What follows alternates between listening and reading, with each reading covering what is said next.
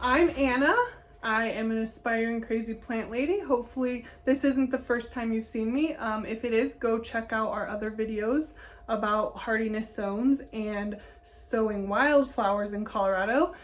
Today I'm here at McCord's off of 105 in Monument, and the reason I love McCord's is because their mission is gardening for success, and they've helped me become successful in my own garden. Well, what I consider successful in my own garden, but that's a great thing. There's no judgment here. Today I am here to talk to you about propagating your own plants from seed in Colorado in the early spring. So the purpose of this video, like I said, is to learn why you should sow seeds inside in the early spring in Colorado. This video is for aspiring crazy plant people like myself and experienced gardeners alike. At the end of the video, I will be sure to share the resources of where I got all this knowledge and the places that the amazing plant people here at McCord's helped me find it. So I'm going to cover things like why it's beneficial to start your seeds inside, the timing of starting your seeds inside, what supplies you'll need, and then planting your seeds once they have sprouted. You'll also learn how to care for your new plantings and seedlings, and then introducing them to the great outdoors. So why should you start your plants from seed? It allows us here in Colorado to have a longer growing season. If you waited until the last frost, you would probably not get many veggies, or as many veggies as if you start them early in the spring. And the other great thing is it can save you some money too. All right, the next thing to talk about is timing. So the seed packets, on the back of them, they have a little description about when to start them, the germination, transplanting, and then the blooming and harvesting timeline as well. So you must start your seeds on time and follow the packaging to ensure that you get the full benefits and the proper blooms and fruits from your plants. So one helpful hint is planning backwards. So read your seed packet first. That way you'll know when it's safe to put your plants out for transplant, and then that will help you decide when you need to start your seeds indoors. Another helpful hint is to know that the average last frost here in the Tri-Lakes area is the 26th of May. Awesome. Blah. For supplies, you'll need containers that can hold the soil and the seeds that you are planning on propagating, and then a tray underneath those containers to catch the drainage from when you water them. A helpful hint in regards to your containers for your seeds is to bleach them before you use them. That way you're not introducing any new diseases or mildews or anything gross like that to your brand new babies. You will want to use a seed starting mix, and you'll want it to be fresh so that you know your plants will have the best chance of survival. You may need supplemental lighting or heating to ensure proper germination. If you have any questions about that or need those supplies, they do have them here at McCord's.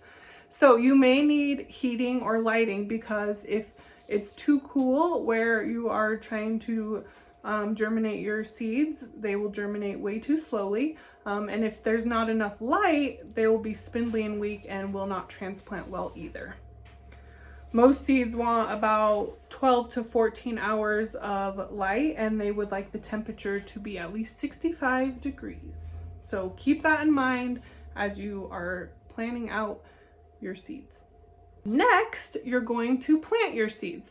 So again, make sure you read the packaging for any special instructions, because sometimes you have to soak your seeds or do other things that you may not be anticipating. So before you begin, make sure you check for any special instructions on your seed packet. Before you begin planting your seeds in their containers, make sure you moisten the seed starting mix.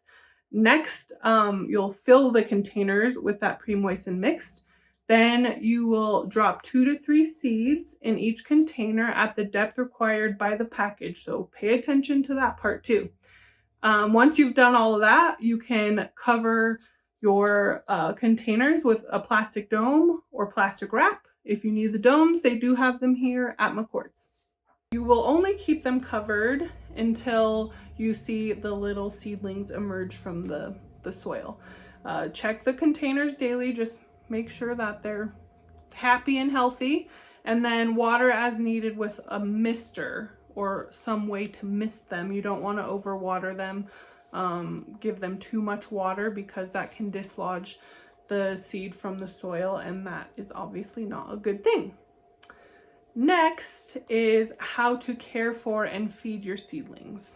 Once you see a nice solid leaf on your seedlings, give them a quarter strength water soluble fertilizer. Keep in mind also that you may need to transplant your seedlings to a pot before transplanting them outside. This is to avoid them becoming root bound in the container, which will also cause them to become too leggy. So once you decide that your seedlings are well established, you'll want to thin out the weakest one in each container to leave room for the strongest one to grow. So next you'll want to take your seedlings outside, but you have to do this gradually. So when you first take them out, you'll want to put them in a sheltered place out of the sun and wind just for a few hours a day. And then from there, you'll gradually increase their time outside. After about 4 to 5 days, you can begin exposing them to more sunlight until they're in the sunshine for all the hours that the sunshine is out each day. And then at night, if the temps are about 50 degrees or warmer, you can leave them out. Otherwise, you need to bring them in if the temperature is going to be below 50 degrees. So once your seedlings have sufficient growth and a sturdy root system, this is when you know they're ready to be transplanted to your garden bed or their final container if you're putting them in a pot or something like that. As they're still going to be young, you still need to do your best to protect them from wind and cool nights for at least a few weeks. If you do need to protect your little baby plants from the wind or cold, you can use common household items like a milk jug or a 2-liter bottle, 5-gallon bucket, whatever size you need for the plant that you have started to grow. So if after all of that, if you're still having troubles getting your seedlings to either sprout or they're becoming too leggy, please feel free to reach out to McCord's and they may be able to help you figure out what you could be doing better. You can reach them by phone, email, through their website. You can reach them through social media as well, or come on in and show them what you've been doing and they might be able to troubleshoot even better that way. We would love to see how your seedling growing experience is going. If you'd like to share pictures or videos with us on social media, through email, however is best for you, we would love that. And thank you so much for joining us for this seed starting video. Here's to becoming crazy plant people together.